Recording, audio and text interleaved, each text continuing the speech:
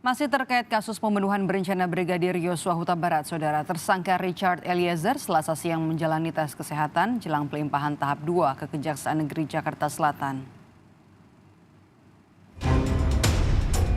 Didampingi kuasa hukumnya, Eliezer, tersangka kasus pembunuhan berencana Brigadir Yosua Huta Barat, menjalani tes kesehatan untuk persiapan pelimpahan tahap 2 yang dilakukan penyidik Ditipidum Barreskrim Polri ke Kejaksaan Negeri Jakarta Selatan.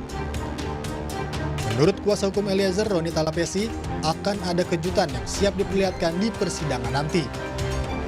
Persiapan untuk sidang.